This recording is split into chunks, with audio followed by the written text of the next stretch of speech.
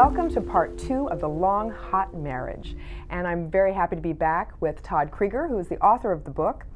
And we're getting into some pretty interesting topics in part 1 if you haven't watched that.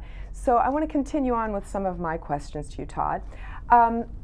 We were talking a little bit about, I guess we were talking about expectations, what expectations are in marriage, and this whole like white picket fence idea and so forth.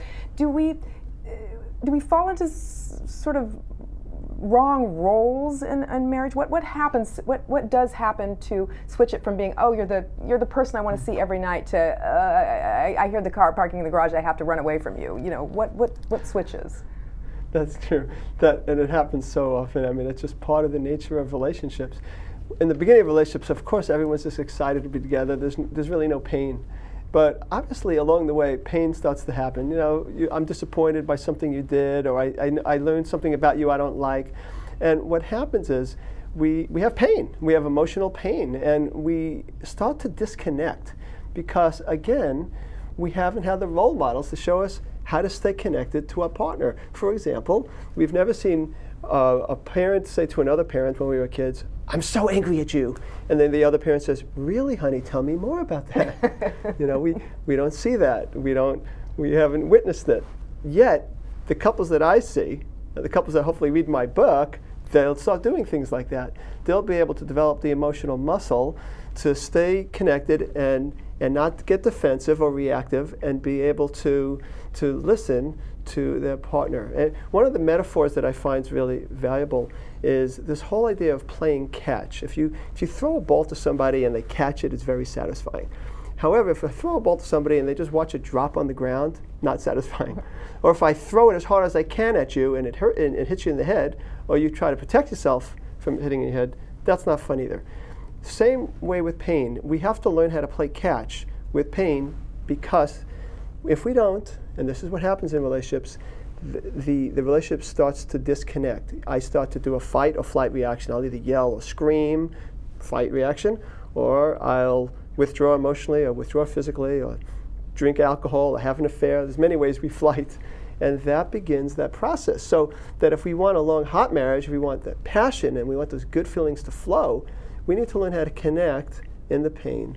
And then if we do, we find that the pain doesn't take over our relationship anymore, and instead we have romance, we have all that good stuff.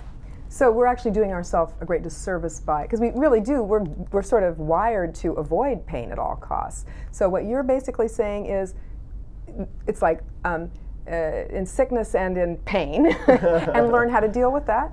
Yes. You know, our reflexes don't work in relationships. If we just go on our reflexes, we can't go on automatic, and that's the challenge. That's why most couples are not succeeding the way they want to. If it was easy, well, I guess I'd be out of business. But also, you know, it's just not the way we're wired. We're wired, like you said, fight or flight, to survive. But going back to what you said, we talked about in part 1, if it's going to be a team sport, you can't just go on reaction. You can't be into fight or flight. So you do have to develop the muscle, and I call it emotional muscle, to sit still, take some breaths. When your partner just said, "I'm so angry at you, I'm really disappointed," to stay and be with that person and say, "Tell me more about it. I'm really curious about what's going on." That's not what we want to do. Our ego, our reactivity tells us, run out of there, or yell, or tell the person, "Oh, you're overreacting."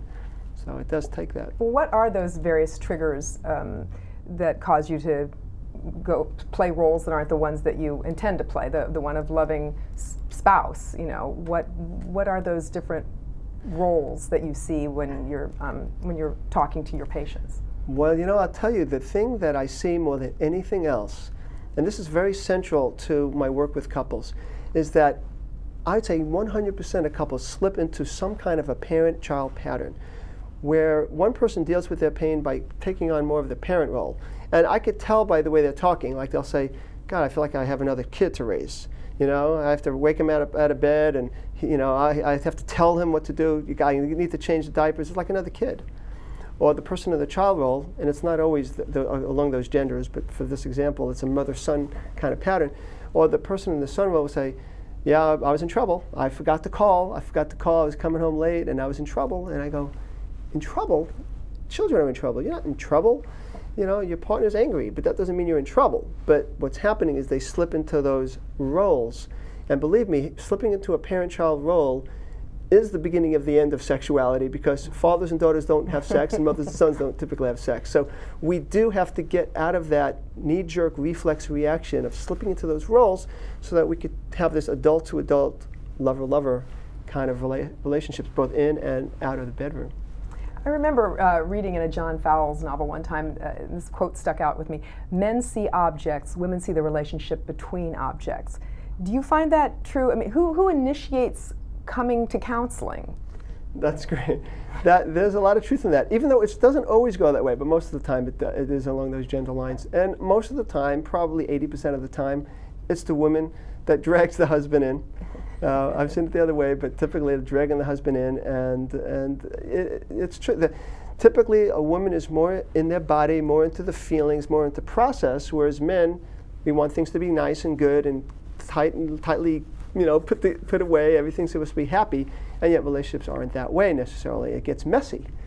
So men aren't as good with the emotional mess as women.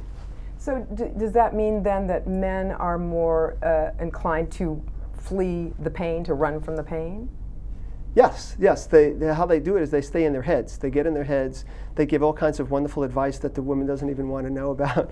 You know, so you know, if the wife says I really had a tough day, I'm really upset what happened in the office, he may go into a whole rigmarole about what you should do and how you should handle the boss differently. Whereas really, what she wants is just for him to be there.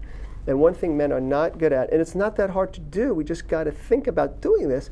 Is just to be there, just to be with the partner, just to attend, to spend time slowing down, being receptive, and listening, so that the partner feels like you've caught their ball that they just tossed at you, their emotional feeling.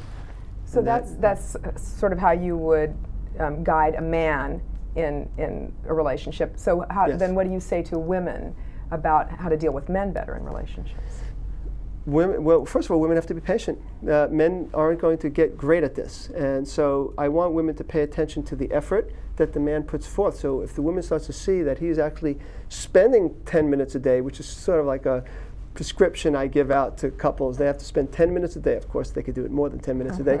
But 10 minutes a day minimum, where they're just talking about what's going on inside of them, not talking about problems with the kids or money. If as a matter of fact, I've never seen a woman disappointed by a man actually showing that effort, because they do get it. You know, when a man shows up and spends time, if he's not doing it very well, you know, the woman gets it. And, you know, actually, as the man practices, he gets better at it. And that's one of the things I hope people get from the exercises in the book, and also what I do with people in the office, is to develop the skills to pay attention and not just solve problems all the time. Oh, great. Well, we want to get to more of the nuts and bolts in that, but we're going to save that for another segment. So thank you so much for joining us for part 2. We're going to have part 3 for you, which is going to probably be a little sexier. So make sure you come back and join us.